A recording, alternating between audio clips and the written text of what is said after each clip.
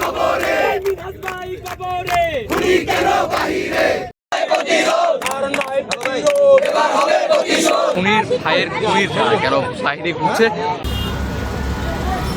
আমরা ওই মিনহাজ ও সে দীর্ঘদিন সেই হাসিনা সরকারের এই ফ্যাসিস্টের আমলেও সেই ফ্যাসিস্ট বিরোধী আন্দোলন সবসময় আমার সাথে সক্রিয় ছিল, আমার সাথে সবসময় থাকতো। কলেজে এই 5 তারিখের পর থেকে যে অপশক্তি বা যারা এই চাঁদাবাজ লুটেরা যারা এই কলেজ এরিয়াকে জিম্মি করে রাখতো, কলেজের সাধারণ শিক্ষার্থীদেরকে সবসময় তারা চাইতো যে তারা জিম্মি করে তাদের দলকে ভারী করার জন্য এবং তাদের যে স্বার্থ হাসিল করার জন্য তারা কলেজ ছাত্রদেরকে ব্যবহার করতে চাইতো। তো সবসময় আমরা কলেজ প্রশাসন আমাদের সাথে যোগাযোগ করতো, যেহেতু আমি কলেজ ছাত্র দলের সভাপতি, সবসময় আমাদের সাথে যোগাযোগটা করতো যে এগুলো কীভাবে নিরসন করা যায়। আজকে সড়ক অবরোধ করছে আমার ভাই মোহাম্মদ মিনাজুল ইসলাম মিনাজ, মানে আমাদের বড় ভাই। ওনাকে এই যে কলেজের সামনে দুর্বৃত্ত সন্ত্রাসীরা একা পেয়ে কুপিয়ে হত্যা করছে, এর কঠোর বিচার এবং ফাঁসির জন্য আমরা সড়ক অবরোধ করছি।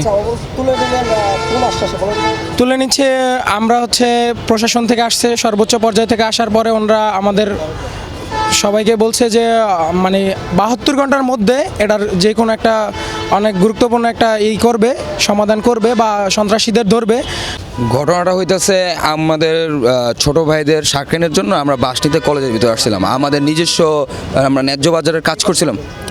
বার হইতেছে আপনার 28 তারিখ আর কি, তারিখটা বললাম 28 তারিখের রাতেরবেলা আপনার 6টা বাজে আমরা গেটের ভিতরে ঢুকা বাসগুলো নেই, সাথে আমার সাথে ছিল একটা ছোট ভাই আর ভ্যান গাড়ি আর ওই ভ্যান গাড়িওয়ালার ড্রাইভার। তো বাসগুলো নিয়ে আমরা বাইরে 6:15-20-এর দিকে আমরা বাসগুলো নিয়ে বাইরে বাস নিয়েছি সাক্ষানের জন্য বাস নিয়েছি। ঢুকার টাইমে যখন আমরা কলেজে ঢুকতেছিলাম তখন মাহফুজ, ভাইগনানন্দ ওদের মানে প্রথমে এই দুইজনের আমি স্পষ্ট দেখছি যে ওরা বাহিরে রয়েছে, কিন্তু এরকম কোনো ঘটনা ঘটবে এটার আইডিয়া তখন ছিল না।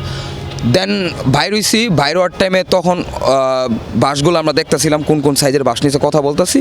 তো কথা বলার মাঝখানে এর মধ্যে হঠাৎ করে সবাই এসে ঘেরাও করছে। এর মধ্যে মাহফুজ ছিল, স্পষ্ট যেগুলো দেখছি মাহফুজ, তারপর সোহান, আলফাজ।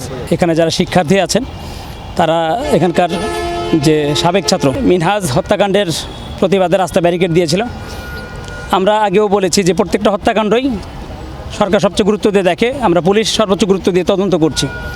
আমাদের একাধিক টিম অভিযানে আছে, আমরা আশা করছি খুব শীঘ্রই যারা এই হত্যাকাণ্ডের সাথে জড়িত গ্রেপ্তার করে আইনের আওতায় সোপর্দ করতে পারবো।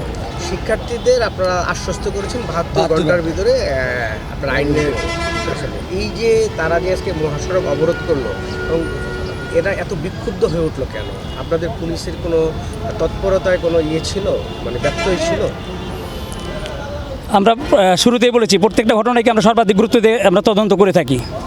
আমাদের যে কাজের যে প্রক্রিয়া এটা তো আসলে ওপেন কিছু বিষয় না, যে প্রক্রিয়াগুলো বেশ ধাপে ধাপে আমরা কাজ করছি, পাশাপাশি ডিবি টিম কাজ করছে। আশা করি খুব শীঘ্রই আমরা একটা ফলাফল দিতে পারবো আপনাদের, এটুকুই বলতে পারি। Thank you.